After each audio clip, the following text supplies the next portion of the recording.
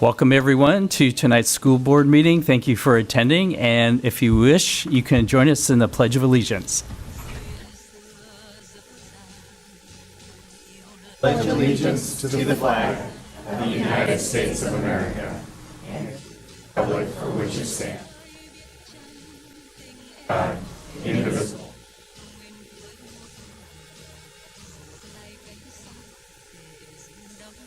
And as we start this meeting, I see we have a couple of scouts in the audience. Would you mind introducing yourself? You're very welcome to this meeting. Would you mind introducing yourself, what school and grade you're in, and what badge you're working on, if any?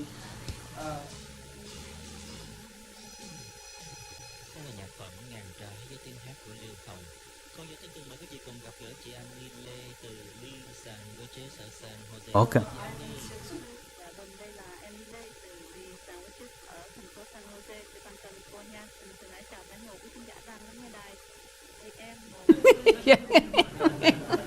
Thank you for coming. Yeah, welcome. Thank you. Hope you have a good time at this meeting. You look you might want to take a seat, though, because there you go. You look very sharp in your uniforms. Okay, so item 2 on our agenda is to adopt the agenda. So I'll entertain a motion. I move to adopt tonight's agenda. Second. Your choice. I think all three of us did. Pick one, Elizabeth. So it's been moved and seconded. All in favor say aye. Aye. Any opposed? Okay, the agenda has been adopted. And now the next section is special recognition. And first of all, we have special recognition for school nurses. And for this, I turn it over to Superintendent Steach. So this is another great time for us to be able to recognize employees that make a huge contribution to our district. When you think back in the history of public education, there was a time where not every student could attend school based on either special needs or medical issues. Luckily, and fortunately for our society, those times are behind us, and we put a significant amount of effort as a school district into ensuring every single student has access to an education. And our nurses are those individuals that really go above and beyond what most people could ever imagine that school systems do to keep our kids in school and provide that access to them. So with that, I really want to thank them for all the work they do, and I could list off all kinds of medical procedures that the general public has no comprehension that happen in our buildings every single day just to keep our kids here, but I won't go into the detail. And I believe we've got, so Holly's here, and we've got a couple people here, I think, for our nurses. And if Holly could come up and introduce them, because I don't get a chance to interact with our nurses on a regular basis. What you said, that was a really good description of what school nurses do. Unfortunately, I don't have anybody here tonight. We have some kindergarten open houses happening, Okay. And some other things. But again, school nurses just make sure that the barriers are not a reason that kids are not attending school. So I appreciate your words. It was well said. And Holly is our nursing supervisor for the school district. Thanks. And Holly, we have a proclamation to be read by Director Perkins. State Washington Proclamation. Whereas students are the future, and by investing in them today, we are ensuring our world for tomorrow. And whereas families deserve to feel confident that their children will be cared for when they're at school, and all students have a right to have their physical and mental health needs safely met while in the school setting. And whereas school nurses have served a critical role in improving public health and ensuring students' academic success for more than 100 years, and act as liaisons to the school community, families, and healthcare providers on behalf of children's health by promoting wellness and improving health outcomes for our nation's children. And whereas school nurses are members of school-based teams, that is, school health services, 504, IEP, disaster emergency planning, teams who support the health and educational success of children and youth by providing access to care when children's cognitive development is at its peak. And whereas school nurses are professional nurses who understand the link between health and learning, are in a position to make a positive difference for children every day, and advance the well-being, academic success, and lifelong achievements of all students by serving on the front lines, and providing a critical safety net for our nation's most fragile children. Now therefore I, Jay Inslee, Governor of the State of Washington, do hereby proclaim May 9th, 2018 as School Nurse Day in Washington, and I encourage all people in our state to join me in honoring the nurses of Washington. Signed this 18th day of April, Governor Jay Inslee. Thank you, and we have our next professional development meeting in a couple weeks, and I will share comments And what?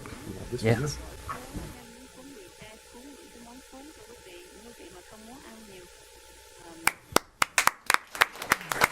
Any comments from the board? Any comments from the board? I'm not looking at anyone in particular. I would like to say, yeah, as John alluded to, there's so many students that you support. I mean, you're supporting thousands of students. And as John alluded to, there's so many procedures and situations that come up. So the work that the school nurses do for us is just amazing, and it keeps our kids in school. So thank you, Holly, for all the work and your team do for us. Next we have on recognition is Teacher Appreciation Week, and I'll turn it over to you again, John. Again, another great opportunity to recognize individuals that make a huge impact on our community and our society as a whole. When you think of the fact that at our peak we had 27,400 students in our school district, and how many years our Evergreen School District's been around, and you start running numbers, that's one thing.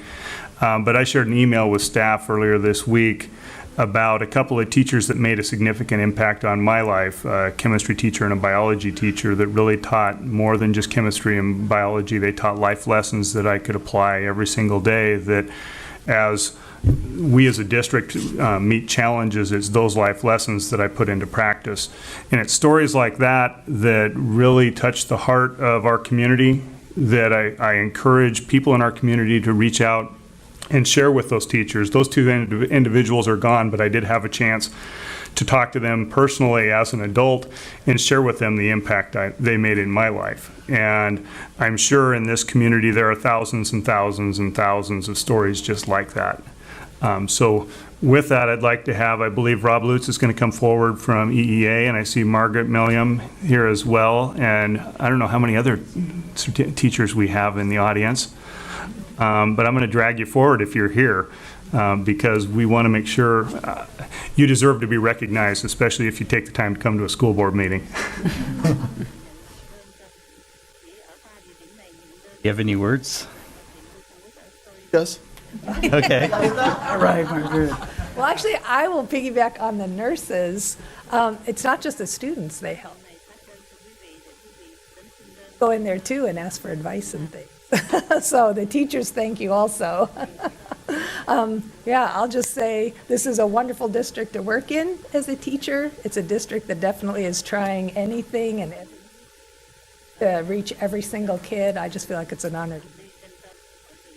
Great. And we have a proclamation to be read by Director Bradford. Whereas a strong, effective system of free public school education for all children and youth is essential to our democratic system of government, and whereas the United States has made considerable progress in the social, technological, and scientific fields due to our system of free and universal public education, and whereas much of this progress can be attributed to the qualified and dedicated teachers entrusted with the educational development of our children, and whereas teachers provide opportunities for students to connect with the world around them, develop basic skills for success in life and work, and experience the realization of high expectations and the fulfillment of steps toward achievable goals. And whereas teachers should be accorded high public esteem, reflecting the value placed on their skills and abilities and the importance of public education. And whereas it is appropriate that teachers be recognized for their dedication and commitment to educating their students. Now, therefore, I, Jay Inslee, Governor of the State of Washington, do hereby proclaim May 7th through the 11th, 2018 as Teacher Appreciation Week and May 8th, 2018 as Teacher Appreciation Day in Washington, and I encourage all people in our state to join me in this special observance. And it was signed by Governor Jay Inslee.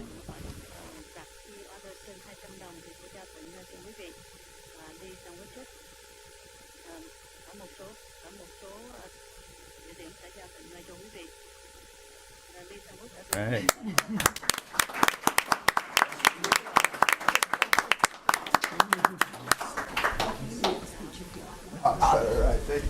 Oh, we do have some comments. You could sit down. Okay. Go ahead. I always repress or suppress an urge, as Dr. Steach pointed out, to this is a moment when all the good teachers in my life come out in my thinking, and I always repress an urge to name them all. I'm not going to do that tonight, but I really appreciate the teachers that in public schools who brought me into my education. So a personal thank you for all of you who continue to do that work. It's been tremendous to have that resource for our family and for our community. I think I just want to say that I think all of us sit here today because of that person that we had as a young person or a young adult that influenced our life in such a way that made an impact on, where we wanted to be or what we turned out to become. And as John mentioned, where he had a chance as an adult to go back and thank those teachers that had that influence on his life, there's nothing more powerful than that experience and being able to go back to that person and tell them the impact that they had on your life. And I would encourage everyone to take that opportunity this week during Teacher Appreciation Week to thank that person that made that impact in your life. I think about my special teacher, Mr. Tovey, fourth grade, Llewellyn Elementary School. And not only did he, teach me the things that teachers do, the subject matters, and I remember the SRA reading packets, but he was the person who really taught me about kindness and giving.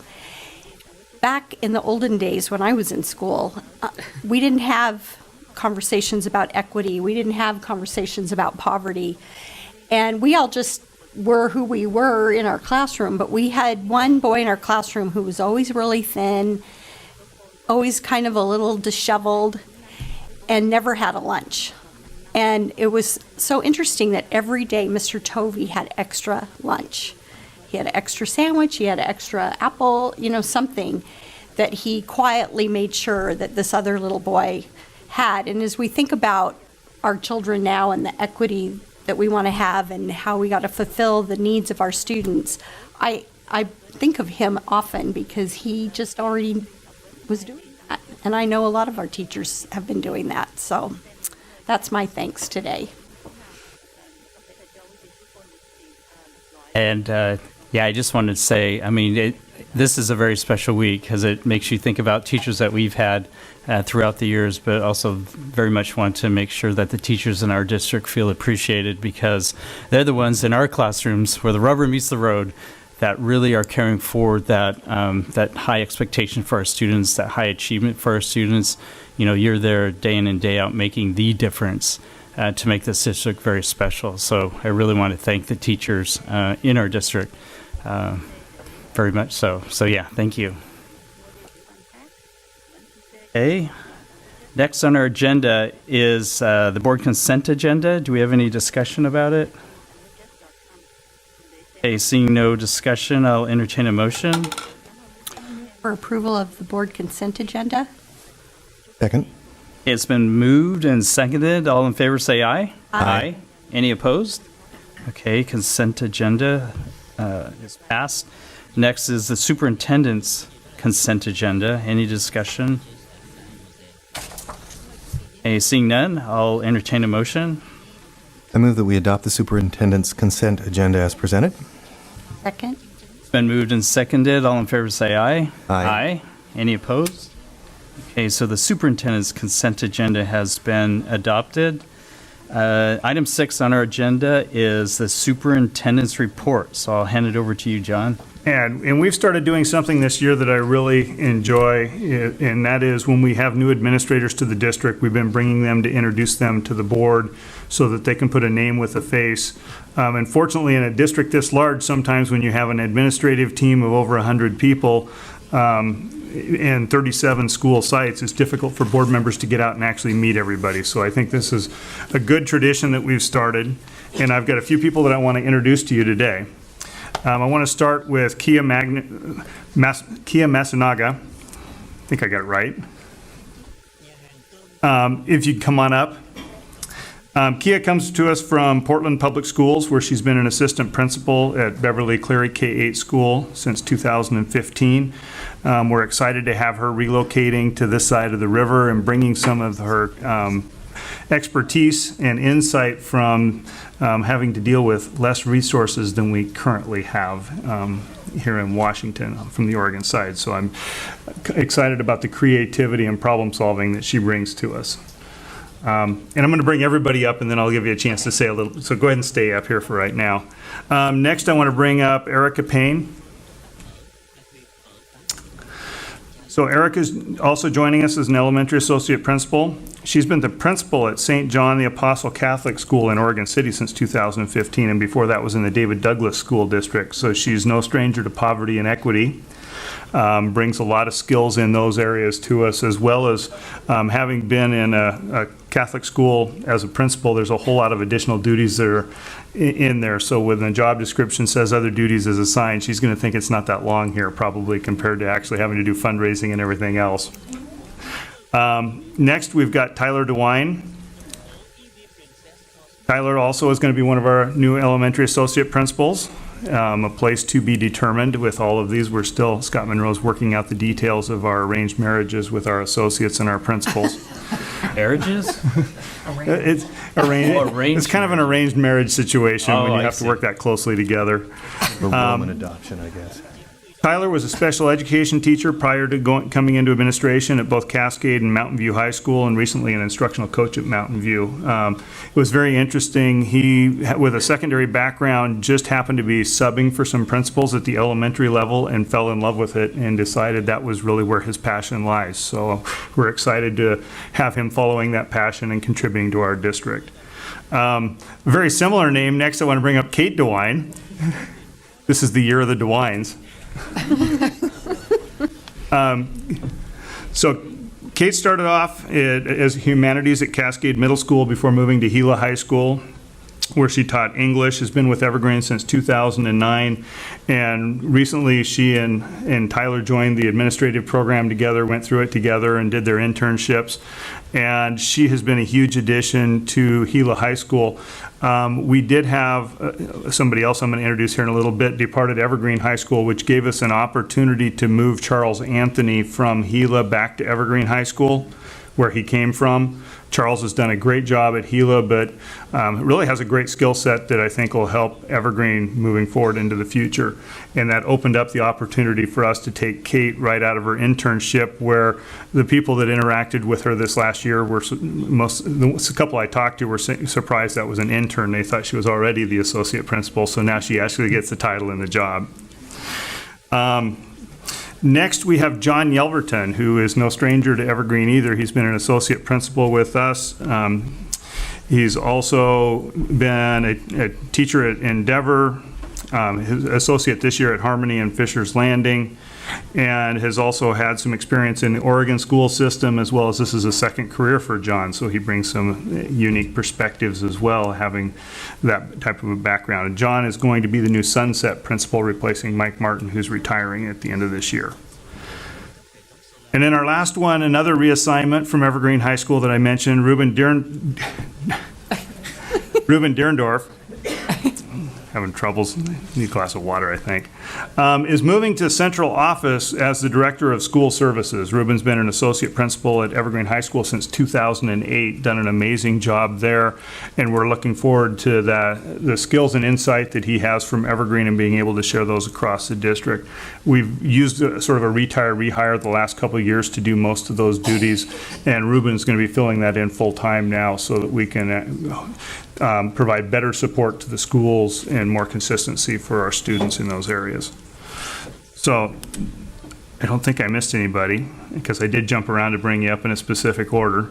So at this time, I just want to give you an opportunity, if you want to just say a couple words, introduce your family, because one of the things that I realize is when you become an school administrator, it's very time-consuming and demanding, and you're not able to do it unless you have a support system and structure at home to be able to allow you to devote the time and energy needed. So that's why we've asked them to, if they could, to bring their family members, and it'd be great if you could introduce your family. And on behalf of the district, I want to thank the family members out there for supporting us by supporting them.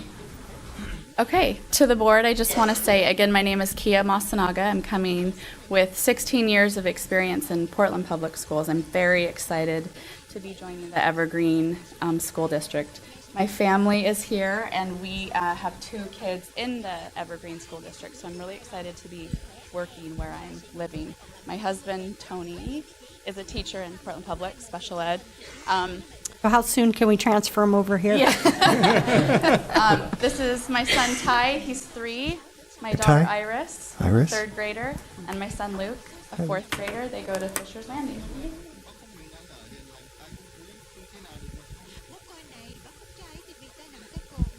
If you could please speak into the mic so that your voice... Yeah, we do broadcast the meeting, and if you don't speak into the mic, then the people who watch this online, all they see is you walking around. Okay, so again, I'm Erica Pine. I'm very excited to be here.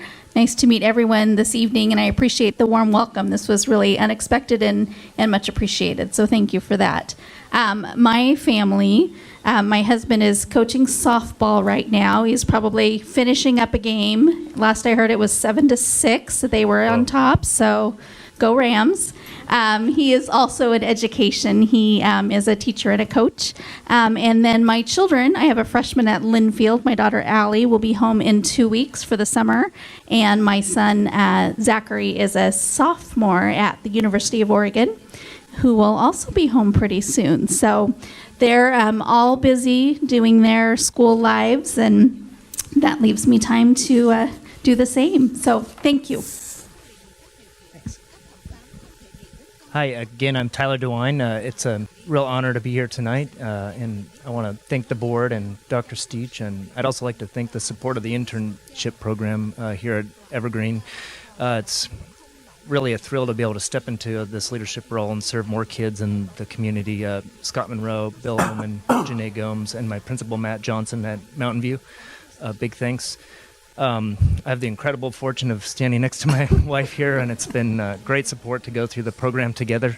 My father-in-law and mother-in-law could be here tonight, and my 3 beautiful kids, Hattie, Sawyer, and Finley. Hattie's at Fisher's Landing. Sawyer will be there next year, and Finley's 3, a couple more years of pre-K. But they inspire me to be the best educator I can be every day. So it's very nice to meet you, and thanks again for being here. Now, Kate. He took everything I had, so. Yeah, who's your family? Hi, Kate DeWine again, and this has been kind of a family affair, and we're just thrilled. This was our really our dream to work together in this district and have our kids go to the excellent schools here. And at every level here, I've just been so impressed with the support and the leadership from Dr. Steach to Bill Oman and Scott Monroe and Janae Gomes. So I just really want to thank all of you and just say I'm so excited to take on this role at Henrietta Lacks High School, and my parents are here, and as Tyler mentioned, our kids are here. So thank you very much. We're excited to hopefully, our kids have had a great education experience so far, and we're excited to be a part of that for more kids. John Yoverton. I also like to thank Dr. Steach, Mr. Monroe, Janae Gomes. These guys have had to hire a lot of people over the last month or so, and they've been busy. So thank you very much for all the time and effort that you put in. My family, my oldest son Josiah, my wife Angelina, who's an instructional coach here at Endeavor and starting her internship next year. So much like you guys, we are both, going for it. My youngest son Braden and my daughter Alexandria. Thank you. In addition to everybody in this room, I really owe a lot of gratitude to the entire Evergreen Public Schools because my entire educational career has been spent in Evergreen Public Schools. I did my student teaching at Mountain View and then was hired at Mountain View and taught 7 years, where I then did my internship and had the great fortune of being hired to work at Evergreen for 10 years. And now I really look forward to being able to serve the entire district and all of our kids. We live out of district, but I love this district so much that my own children, Hayden and Gavin, attend Endeavor Elementary, where they're having an absolutely fantastic experience. And I feel exceedingly fortunate for their support, but also that my career has landed me in a school district that has opportunities and provides opportunities for them as well. Because it really is, I mean, we know it's a family decision. So it's made a big impact on our lives on multiple generations. And of course, my wife Corey is joining me today as well. So thank you guys. I really appreciate it. And I'm not sure that the district office is quite ready for the level of energy that my kids bring in the after hours. They're used to tearing loose in the halls of Evergreen High School, so it could be a new level when they're riding their bikes down the around out here.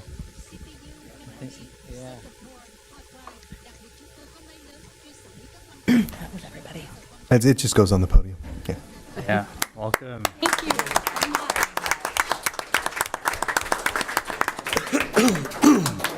And thank you very much for coming tonight, as well as getting a chance to meet you. That was great.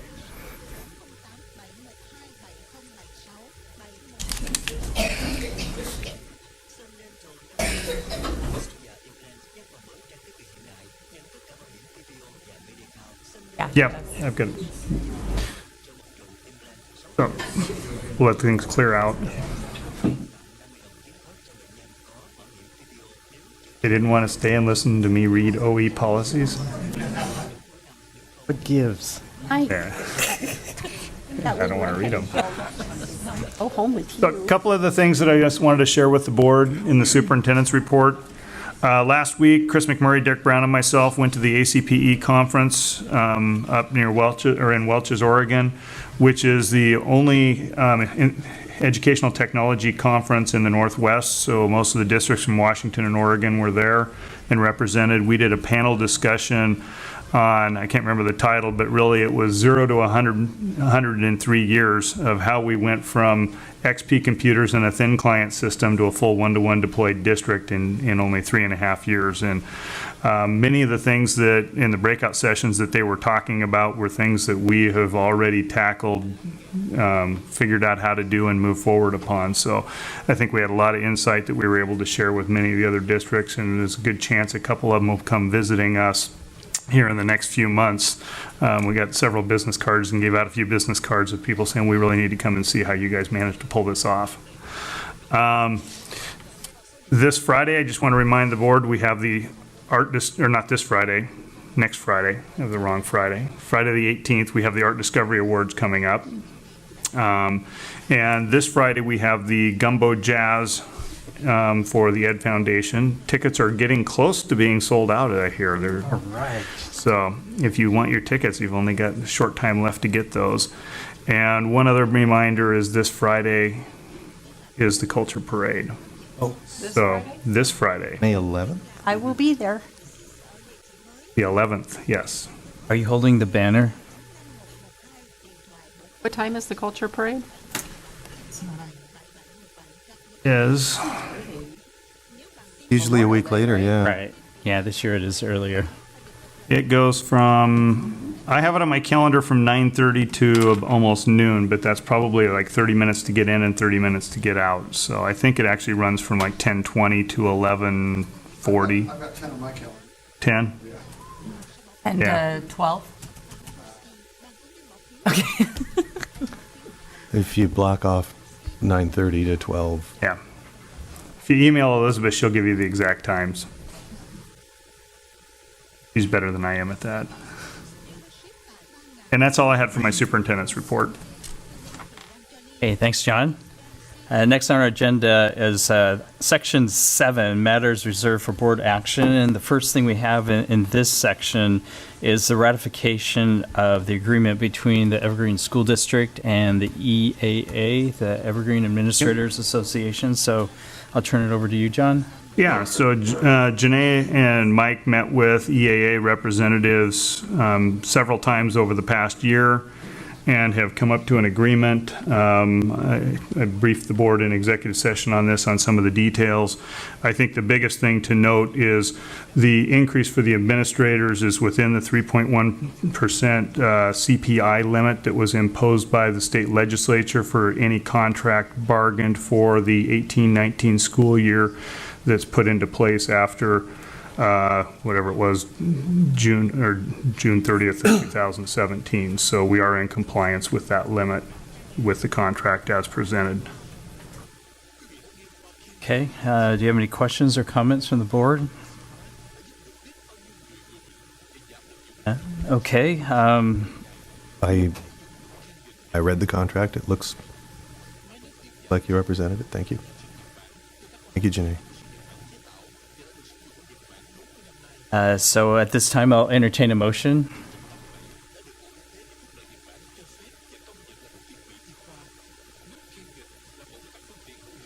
Option of the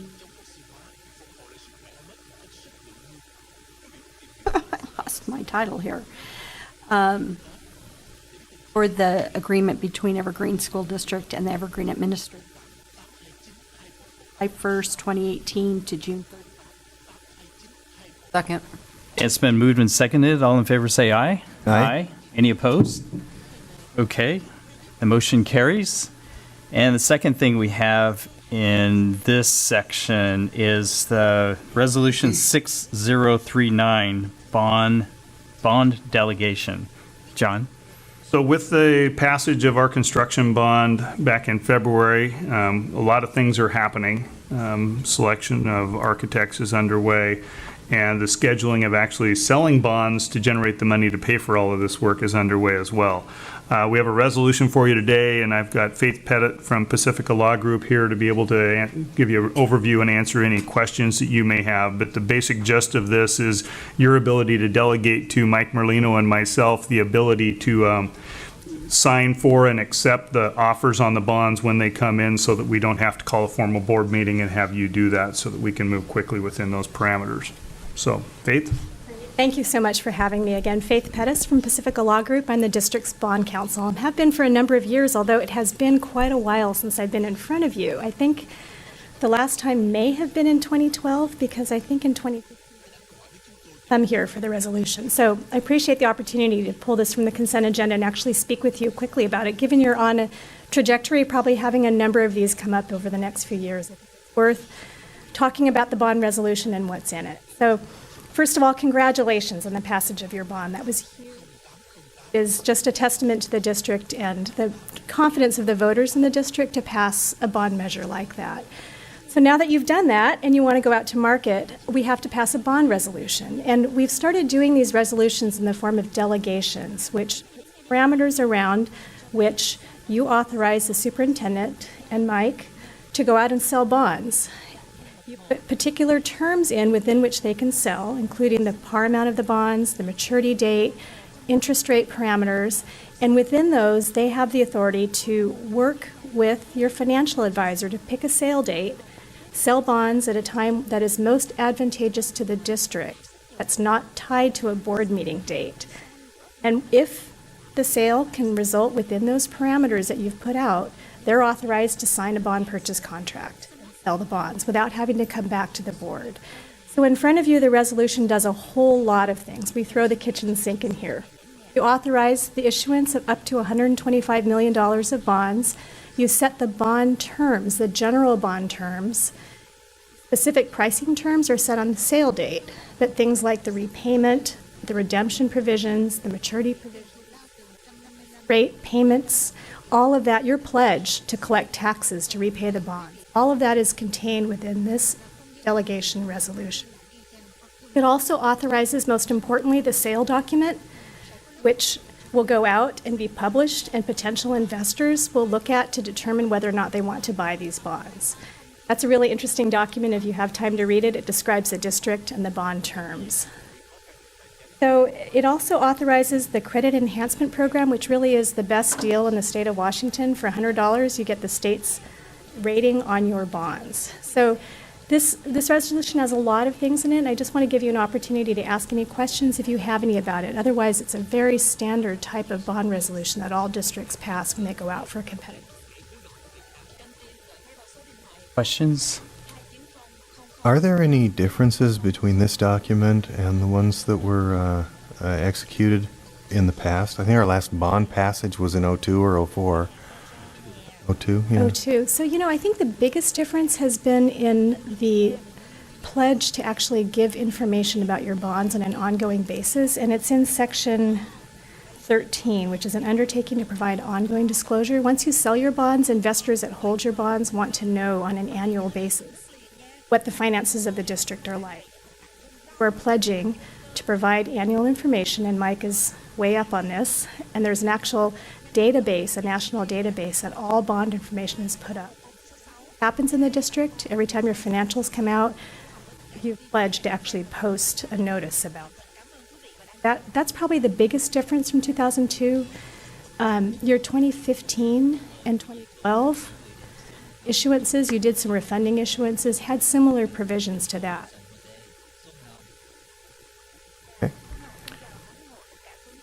Questions? Yeah, that answered my question too, because I was wondering how does this compare with our last construction bond? So it's very similar, right? General obligation. Very similar. I'd say that the continuing disclosure and the delegation are the two changed since your last construction bond. And I guess they're all callable, right? In the terms of calling are similar. Yes, correct. What do you mean callable? Redemption provision. So if you end up wanting to prepay the bonds early or refinance it in the same way that you would refinance a home if you have a better opportunity for You've done that a lot. You have done that a lot, correct. I've been a witness to that before I was even on the board. There was a wrinkle in federal law about I don't even remember the name of it. The advance refunding. The advanced refunding. Yeah. When we discovered it, we were actually part of a delegation in Washington, D.C., talking about schools and legislatures. We forgot all the time, just called it the bond thing. But advanced refunding, could you talk a little bit about that changing? So there were a number of tax provisions that were passed this end of last year that had some significant impacts on bonds like this. The one that affects you in particular is this prohibition on advance refunding. So in the same way that you can refinance your house when interest rates fall, you can refinance your bond issue. And your financial advisor and Mike are way on top of when that's the appropriate time to do. It used to be that you could refinance more than 90 days in advance of when the bonds are callable. So there's a lockout period. Investors that buy these bonds don't want to be repaid too quickly because they're banking on a particular interest rate and they don't want you to pay them off. So there's a lockout period, but if you're within 90 days of that lockout period, it's called a current refunding, and you can refund bonds even now within 90 days of a lockout period. Advance refundings would allow you to refund 90 days and earlier of a call. All right. All right, that's all the questions. Yeah, great. Any other questions, comments? Okay, thank you. Seeing no further questions or comments, I'll entertain a motion.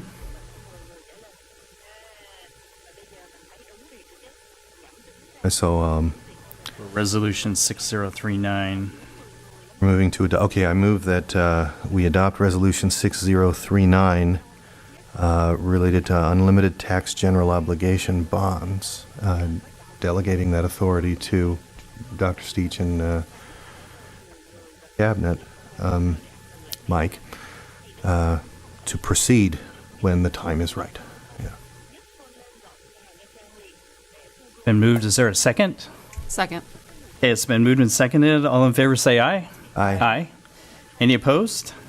Okay, so Resolution 6039 has passed. Thank you. And we have the sale currently scheduled for June 6th at 8 or 8:30 in we're going to do it in my office.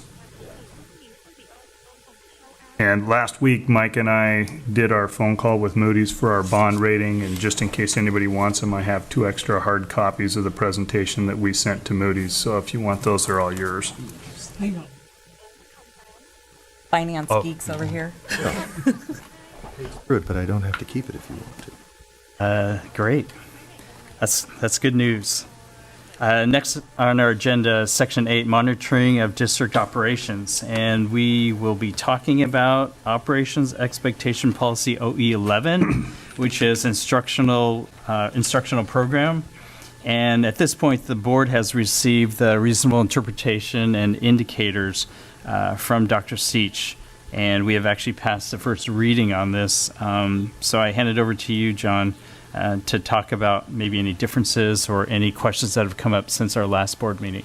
Yeah, and actually we've had some internal discussions on refining what some of those indicator measures are going to be.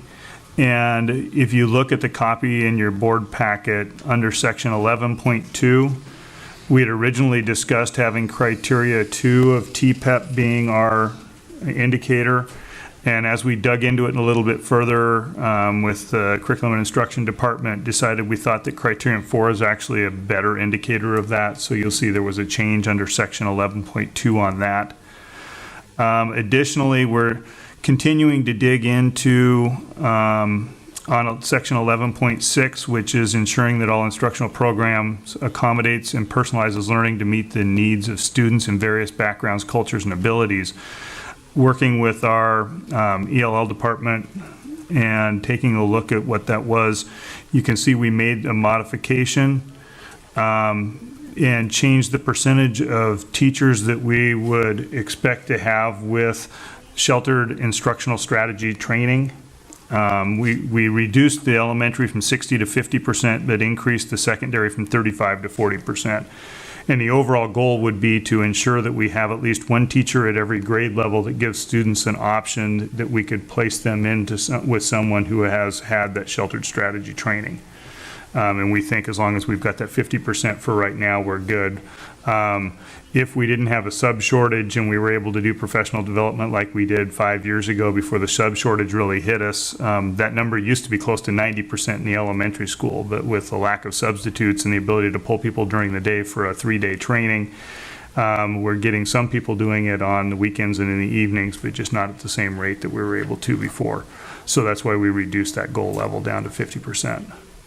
So those are the only 2 changes. I didn't receive any comments from anybody in the community or other staff on that. So at this time, I recommend that the board accepts the reasonable interpretation and indicators for operational expectation OE11 instructional program as presented with the modifications from first reading, and approve this for second reading and final approval. Okay, thanks, John.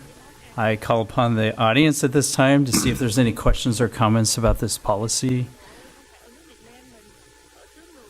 Seeing none, I guess that closes the portion of audience questions and comments.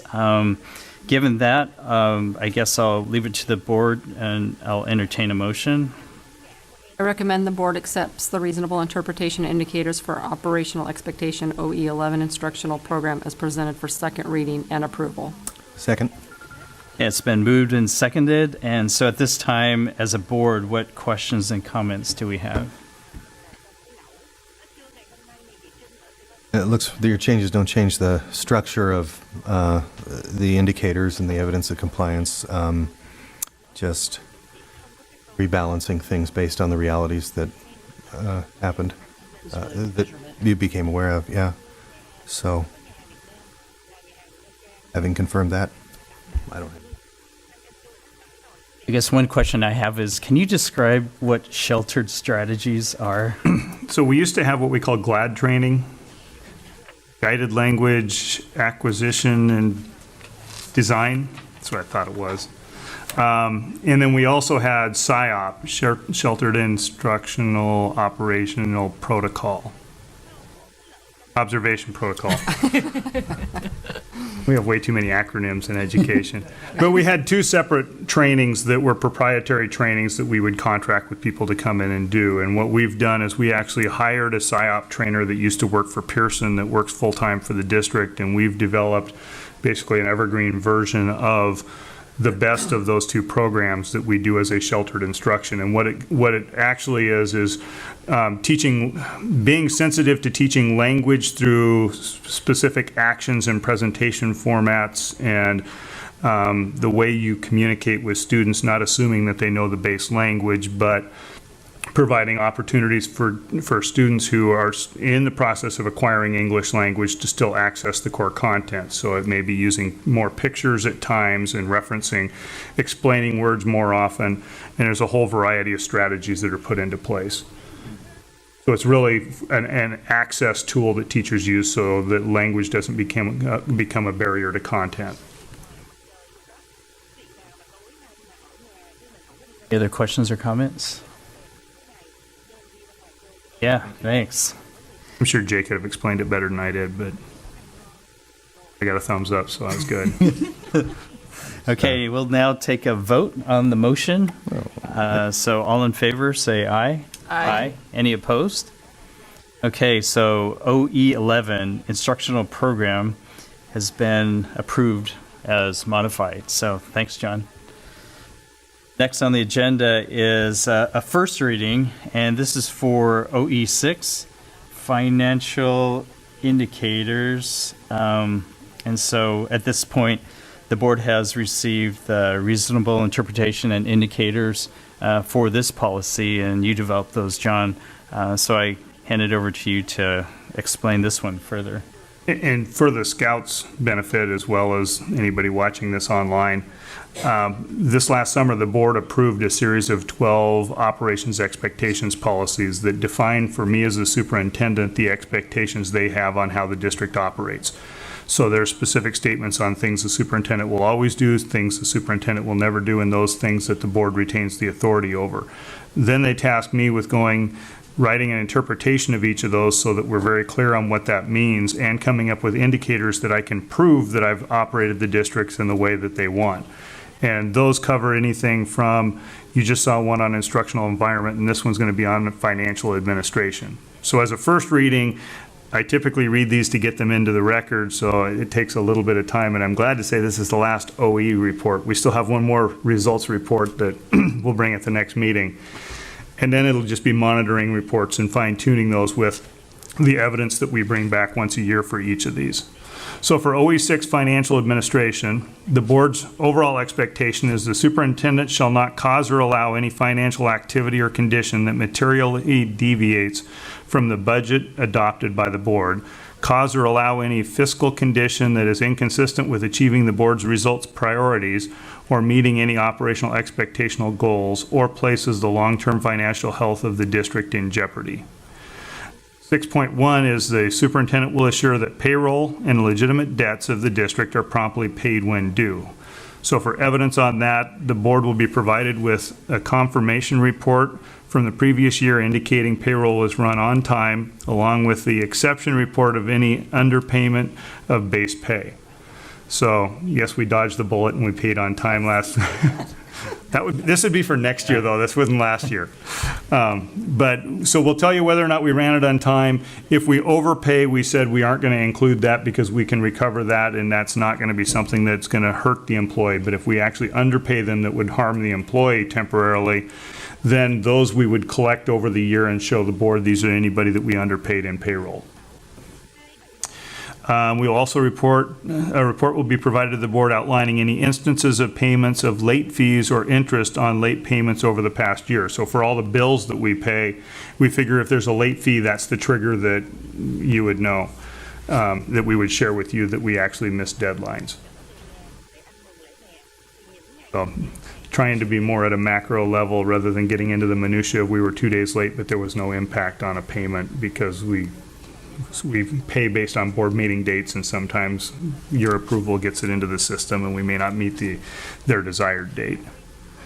6.2, the superintendent will assure that all purchases are based upon comparative prices of items of similar value, including consideration of both cost and long-term quality.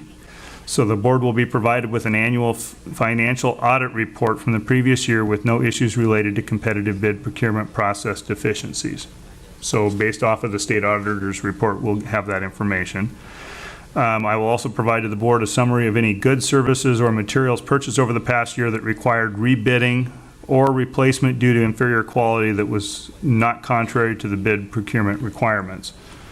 And the last part is in there, so if we bid something and it's bad quality and breaks and we have to return it, if they basically lied to us and they didn't meet our bid expectations, then I'm not worried, I'm not going to bring it to you. But if we wrote the bid expectations, they complied with it and it was inferior quality, then it's my fault for not having high enough quality standards. 6.3, the superintendent will coordinate and cooperate with the board's appointed financial auditor for the annual audit of all district funds and accounts. So you'll get the exit report from the auditor every year, and we'll provide that to you, and the auditor tells you whether or not we cooperated. So you have an independent verification. 6.4, the superintendent will make all reasonable efforts to collect any funds due to the district from any source. So the two components of that is I will provide the board with an accounting of all funds due to the district and overdue for payment. So we will give you basically our IOU list of everything that everybody owes us.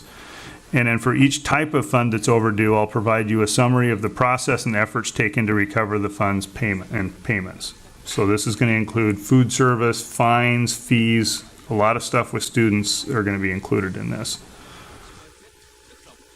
6.5, superintendent will keep complete and accurate financial records of funds and accounts in accordance with the Washington State Accounting Manual. And again, the audit report will tell you whether or not we're doing that. 6.6, superintendent will publish a financial condition statement annually. We covered this in OE 9.4 with communications to the public, that this financial condition report has to be part of the annual report that Gail and her staff will be putting together.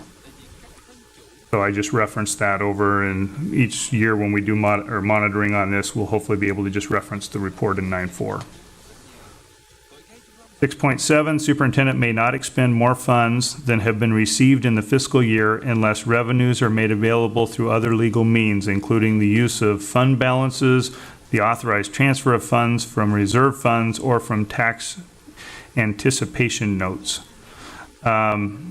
So we will provide you with a previous year-end F-196 annual financial statement presenting to the board showing that the expenditures did not exceed total revenues plus any potential identified previous year's ending reserve fund balance in excess of 5% towards the general fund expenditures. So we'll give you that report that we have to submit to the state where you can verify that I haven't exceeded that. Superintendent may not indebt the organization is 6.8, so either no debt was taken on by the district or I provide you board meeting minutes showing that you approved the debt and not me. 6.9, the superintendent may not expend monies from reserve funds, so either the absence of any reserve fund expenditures over the past year or again providing you the board minutes where you authorized it. 6.10, superintendent may not permanently transfer money from one fund to the other. Again, either the absence of that happening or board minutes indicating that you approve fund transfers. 6.11, the superintendent may not allow any required reports to be overdue or inaccurately filed. And we really focused on four primary reports we give to the state. So we will be reporting to you on the due dates and submittal dates for the F-195 budget summary, the F-196 annual year-end financial statements, the S-275 personnel report, and the F-200 budget extension if necessary. So most times hopefully we won't have a budget extension. So typically it'll be 3 reports. And the last one. The superintendent may not receive, process, or disperse funds under controls that are insufficient under the Washington State Accounting Manual. So the annual district financial audit will be presented confirming that all district audited transfers of receipts, process, and disbursements were in compliance with the accounting manual. And for any identified transfers out of compliance with the state accounting manual, I'll either provide you evidence that the violation was contrary to district policy and training or that reasonable corrective actions were taken. So that's what Mike and I will work to report to you on every year, is those pieces of evidence. So with that, I recommend that the board accepts the reasonable interpretation and indicators for OE 11 I'm looking at the wrong one. OE 6. Financial administration is presented for first reading and move it forward for second reading and approval. Hey, thanks, John. At this time, are there any comments or questions from the audience about this policy? Mike. Okay. Oh, is there? No, there isn't. Oh, okay. I'm teasing him. So that closes the audience question and comment portion. I'll call for a motion. I recommend the board accepts a reasonable interpretation and indicators for operational expectation OE6, financial administration as presented for first reading, and move it forward for a second reading and approval. Second. Okay, it's been moved and seconded. What comments or questions do we have as a board? I have a question on 6.4 on the reasonable efforts to collect funds due. So what would be fine, but what's a reasonable time frame? Accounts payable like 60 days, 90 days, or what kind of, give us an example of something we would be looking to collect. Most of these are going to be like a facility rental fee. Somebody signs up for it and then we have problems paying and we may have to go to a collection agency or continue to contact them. Students lose books. A student intentionally destroys one of our Chromebooks. So we would have a fine or a fee associated with that. And even nutrition services as well. We have outstanding food balances, which has been a major issue across the country now as to whether we even collect those and how do we collect those. And at what point do we write those off in the sake of equity? And so that's why, this is really going to be a reasonable one that we're going to have some discussions. The first time we bring you the report, I think you're going to be surprised at how much money certain in categories people owe the district. And for the length of time. And the length of time. What it is or what category it falls under. Because, some of those, if we have a student who just leaves and never pays off their fine, it stays on the books till we decide to write it off and say we're never going to collect it. And there comes a point where somebody's moved out of the state or out of the country and they owe us $53 that, what are you going to do? You just say, fine, we're going to write that one off. We're going to Mike after them. So do we have... If it's Hawaii, I got a lot of people be willing to go as long as it's not the south side of the Big Island right now. I leave in 3 weeks from today, so. Are you going to the Big Island? No, I'm going to Oahu. Oh, good. Do we not have an established procedure for writing off bad debt? Or we do. Okay, yeah. That's what I thought.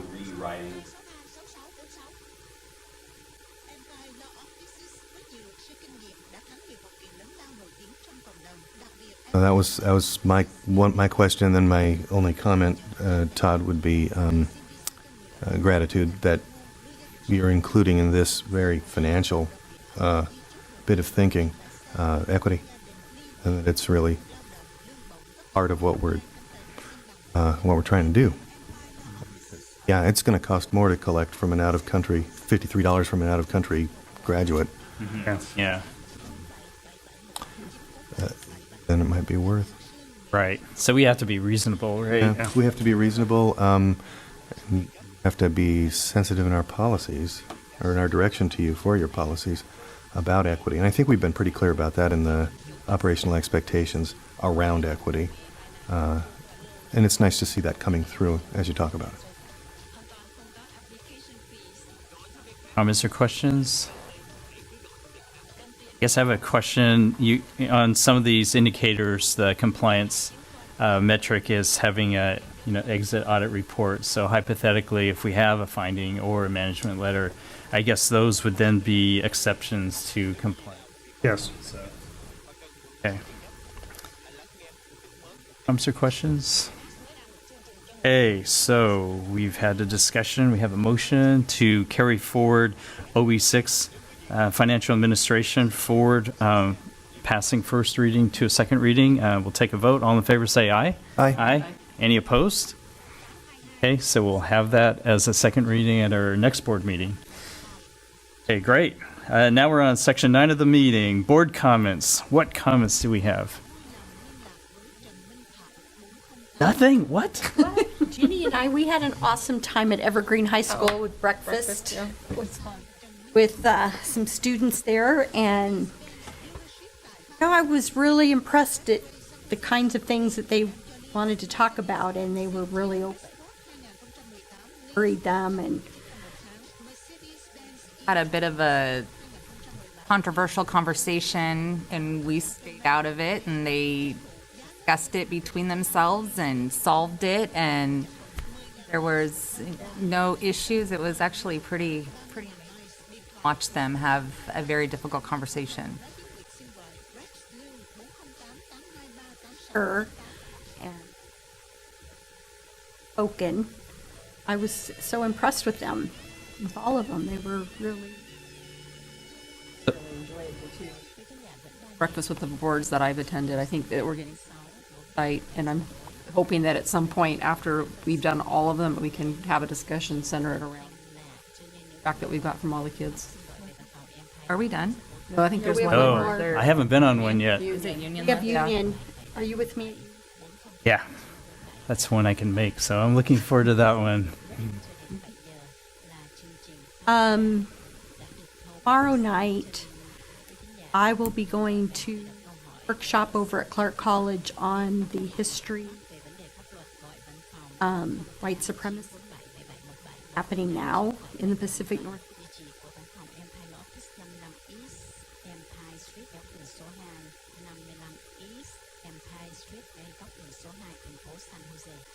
Yeah. To go over. Unfortunately, I'm not able to attend, but That sounds really important, and I'm glad you're able to attend because, like, I have a previous commitment too. Any other comments or questions?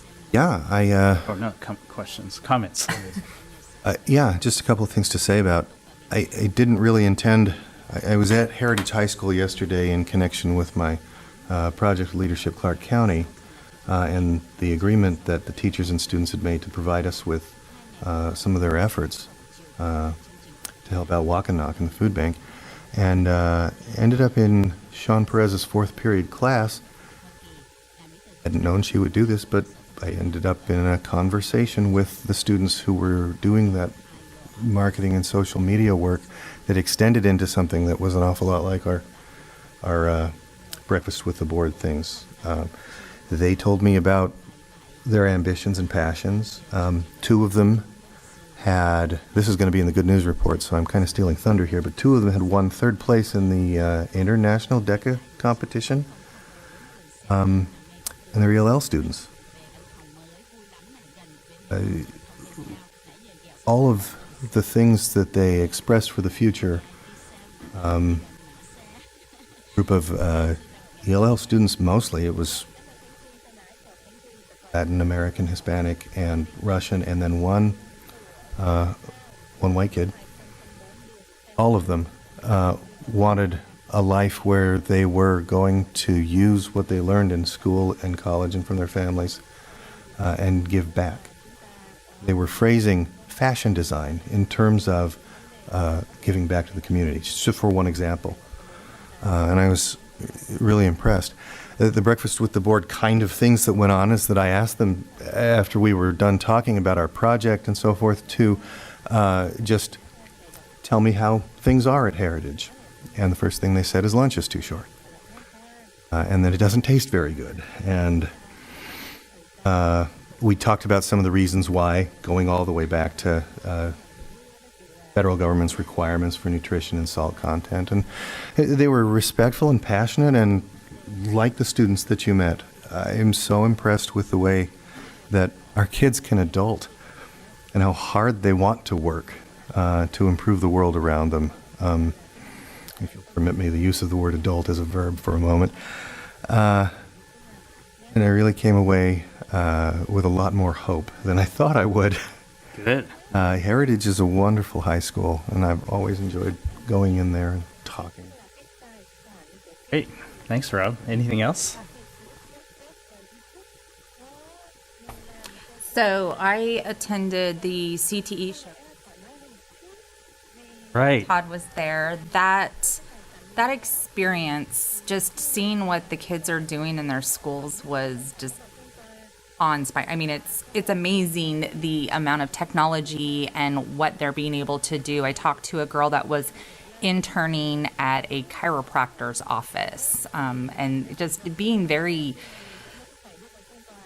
different, just changing the way that we look at things. And I was just very impressed meeting students that are, doing architecture and other things. So it was an amazing experience. I did not, unfortunately, get to see all of the exhibits because there was just so many. They actually were on different floors. It was all over the place.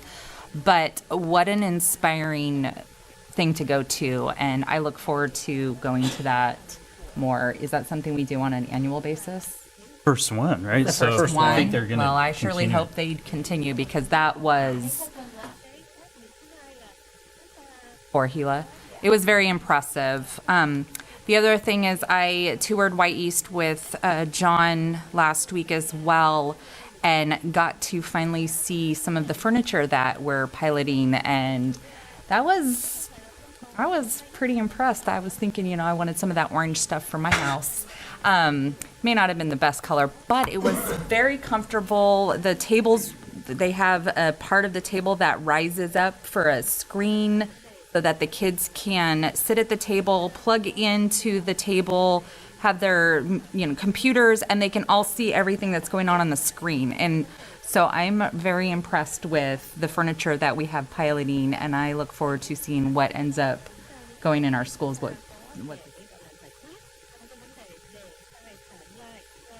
Take pictures? I didn't. I should have. Oh, in that White East Library, they have televisions. We were all admiring those antique televisions. Kind with a third dimension to them? Kind that you actually have to turn the knob to change the channel. I remember And the those. push button The wood power. console? Like Yes. that? Okay. Yeah. Nice. Yeah. I mean, I did have them. when Yeah, I and she's was going to be growing up, hooking up some early game systems to them, too. Oh, yes. That's in like early 80s game systems. Yeah, so if you have any, old electronics, they have like a little area in the White East Library that they like to display the old electronics, printers and things like that. So we were talking about, the rotary phones or the dial phones. Matrix. They needed to get some of those in there. Yeah, thanks, Jenny.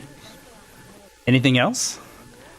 I have some comments. A couple weeks ago, we hosted, as a district, the Region 6 WASDA meeting, which is the Southwest Washington region, and it was we held it at Cascadia Tech Academy. The kids did a great job making dinner, as always. That was really impressive. There was 13 or 14 districts represented at that meeting, and I thought John did a great job presenting your proposal on career pathways. It sounded like there was a lot of support for that idea amongst the school directors, and I know you've been talking with superintendents as well. So that was a really exciting night, and I thought it went really well. The other thing is, following on what Ginny was talking about, it's great to see students so engaged in what they're doing. So at that CCTE showcase, yeah, same thing. It was so exciting to see the kids so excited about what they're doing. But yeah, I didn't nearly have enough time to get around to everyone. I mean, I was just talking way too much. And also seeing how the kids get engaged with musicals. So there's some awesome musicals going on. Last week I saw Mary Poppins at Evergreen High School, and this week is their second week. So if you want to go, this is the week to go. And then I also went to see 42nd Street at Mountain View High School, and that was a phenomenal show. Their second week is actually after AP testing, so it'll be like May 24th, 25th, and 26th. But That's the reason for the big gap. Yeah, that was the reason That for the makes gap. sense. I was wondering, why are you doing it 1 week and then skipping? But yeah, they're trying to get the kids not doing the musical during the AP testing. But it's just so exciting to see kids engaged in their work. And then the last thing I'll bring up is I had a really good time yesterday talking with the administrative interns. I thought we had some really good conversations about, what we do as a board, and I got to ask them about their experiences in the internship program. But I think as a board, we're really supportive of that program because it helps us hire the new administrators, and very excited to be able to talk with them yesterday. So those are my comments. Next on our agenda, item 10, future agenda items. Do we have any to bring up? None? Okay. Next is citizens' comments, and this is the time of the meeting where citizens can address the board for 3 minutes on anything not related to legal or personnel. Has anyone signed up? No. Oh, okay. Next, we'll go on then to, recess. Okay, so the board will be going into recess to sign some papers, and after the recess, we'll be reconvening in the large green conference room to have a workshop, and we'll be talking about results policy R2, which is academic achievement. We'll be talking about operational expectation OE1, which is global operational expectations. We'll have a board meeting debrief.